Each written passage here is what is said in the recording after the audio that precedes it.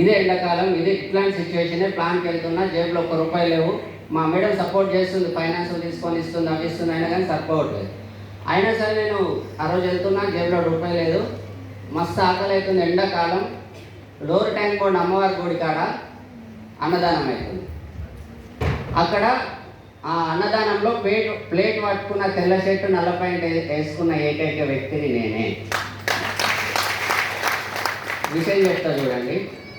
అక్కడ నేను హట్ అయి ఉంటే, ఈ అమ్మ ఏంద్రా, నేను ఎయిర్పోర్ట్ ఇట్లా పోయి ఇట్లా వస్తే ₹1000 వస్తుంది, అట్లా పోయి ఇట్లా వస్తే ₹1000 వస్తుంది, ఎందుకు నాకు ఇంత అవసరమా అని అనుంటే ఈరోజు ఇంత పెద్ద కంపెనీలో ఇంత పెద్ద స్థాయిలో ఉంటుంటేనా? ఒక్కసారి ఆలోచించండి. సిచ్యువేషన్స్ వస్తాయి, ఆగిపోవడానికి 1,00,000 కారణాలు రావచ్చు.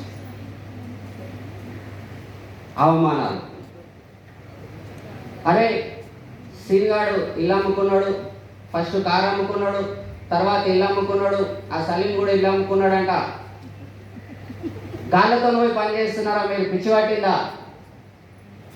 పట్టిందా మీకు? ఆడు ఇల్లు అమ్ముకున్నాడు, ఆయన నమ్ముకుంటే నువ్వు ఆగమవుతావు అని చెప్పేసి అందరు అన్నారు. అవమానాలు. అది అవమానం అనుకో, ఇంకేదని అనుకో. ఆ ఇల్లు ఎందుకు అమ్మినో నాకు తెలుసు, అవసరంలో తెలియదు పాపం. సేమ్ సిచ్యువేషన్లో ఒకటి గుర్తుపెట్టుకోండి, మీకు కూడా చెప్పేవాళ్ళు చాలామంది ఉంటారు. సిచ్యువేషన్ ఒకటే. అశోక్ సార్కి వాళ్ళ మిస్సెస్ వాళ్ళ అమ్మ నాన్న వెళ్ళి చెప్పారంట, సీను ఇల్లు అమ్మినంట కదా. అశోక్ నాకు అసలే పరిచయం లేదు, అసలు పరిచయమే లేదు. అశోక్ దీంట్లోకి వచ్చినాకనే పరిచయం నాకు. కానీ అశోక్ ఉండి వాళ్ళ మిస్సెస్ వాళ్ళ అమ్మనైనా చెప్పిందంట, సీన్ అన్న మాట ఇస్తే తప్పడు, విన్నింగ్ టీం మీద, వెస్టేజ్ మీద, అప్లై మీద నాకు నమ్మకం ఉంది నాయన, నేను ఆయనతోనే పనిచేస్తా అని అశోక్ చెప్పిండు. సేమ్ సిచ్యువేషన్లో నా దోస్తు 10 ఏళ్ళు ఇద్దరం కలిసి డ్యూటీ చెప్పొద్దు కదా, అది ఆయన భయపడి ఆగిపోయాడు. ఒక్క నమ్మకం చూడండి, అశోక్ నమ్మిండు. నేను ఇలా నా సిచ్యువేషన్, ఆ సిచ్యువేషన్ నాకు తెలుసు. కానీ వ్యక్తి నమ్మిండు, వెస్టీజ్ని, నన్ను, అప్లయన్స్ అందరినీ నమ్మిండు.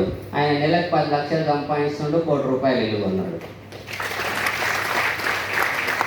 సేమ్ సిచ్యువేషన్లో నా దోస్తు ఈరోజు కూడా రోడ్డు మీద కారు నడిపిస్తుంది. Same situation. ఆయన మొన్న కలిసి అంటాడు, సీను నేను ఆ రోజు ధైర్యం చేయకపోతాను. మీకు కూడా ఇట్లాంటి సిచ్యువేషన్స్ వస్తాయి. మీకు వచ్చే సిచ్యువేషన్స్ ఎట్లుంటాయి తెలుసా? क्या है आप इतना बड़ा बैंक एम्प्लॉय हो कि आप एक साबुन पेस्ट पकड़ के కైపు బయట మీరు ఇంత పెద్ద చదువులు చదివి సబ్బులు అమ్ముతున్నారా?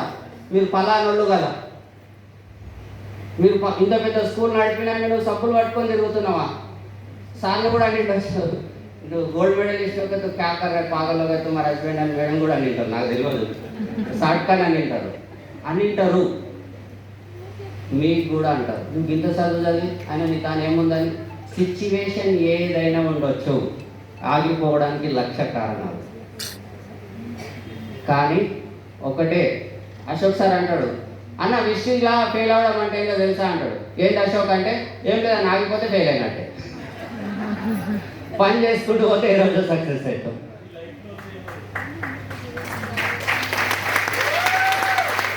మీకు కూడా రావచ్చు. అవమానాలకు భయపడితే ఇంత పెద్ద సన్మానం రాదు, ఇంత పెద్ద సన్మానం రాదు. మేము ఎక్కడెక్కడో పోయించిన, ఉజ్జయిన్ పోయించిన, బిలాస్పూర్ ఎక్కడెక్కడో, మళ్ళీ రేపు ఇంకెక్కడో రమ్మంటు. అమిత్ సార్ ఫోన్ చేసి గురుగుతున్నాడు, తుమ్ అభి థాయిలాండ్ जा रहे हो तुम्हारा డిమాండ్ పోతాయి అంటున్నాడు. అంటే నేనేం చేస్తాను, నువ్వే పంపిస్తున్నావు కదా అని చెప్తున్నా నేను. ఆ రోజు భయపడింటే ఈరోజు ఇంత పెద్ద సన్మానం దొరుకుతుండేనా? వాళ్ళ మాటలకు ఎవరు పాపం వాళ్ళకి తెలియక. అర్థమవుతుందా? మీకు కూడా వస్తుంది. ఏమైంది, మీకు పిచ్చి పట్టిందా, గిరి పట్టుకొని తిరుగుతున్నారు, నీకు ఏం పట్టింది, మంచి ఉద్యోగం. నాకైతే షబ్బీర్ సారే గుర్తొస్తుంది, వెజిటేరియన్